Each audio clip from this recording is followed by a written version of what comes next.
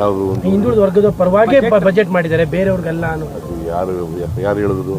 ಅಶೋಕ್ ಅಶೋಕ್ ಎಲ್ಲ ಟ್ವೀಟ್ ಮಾಡ್ತಾ ಇದ್ದಾರೆ ಬಿಜೆಪಿ ಟ್ವೀಟ್ ಮಾಡ್ತಾ ಇದ್ದಾರೆ. ಏನ್ ಟ್ವೀಟ್ ಮಾಡ್ತಾರೆ? ಅಲ್ಲ ಒಂದು ವರ್ಗದ ಪರ ಇದೆ, ಒಂದು ವರ್ಗಕ್ಕೆ ಸೀಮಿತ ಮಾಡಿಬಿಟ್ಟಿದ್ದಾರೆ ಅಂತ.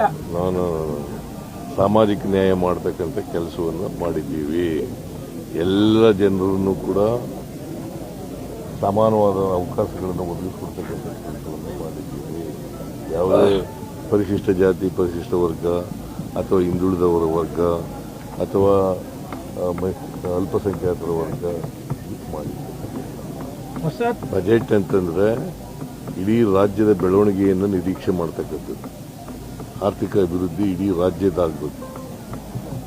ಆದರೆ ಆ ಥರ ಇಟ್ಕೊಂಡು ಉದ್ದೇಶ ಇಟ್ಕೊಂಡು ಮಾಡಿದ್ದೀವಿ. ಹೊಸ ತೆರಿಗೆ ಆಗದೆ ಇರುವಂತಹದ್ದು ಇದೆಯಲ್ಲ, ಬ್ಯಾಲೆನ್ಸಿಂಗ್ ಕಷ್ಟ ಆಗಿಲ್ಲ.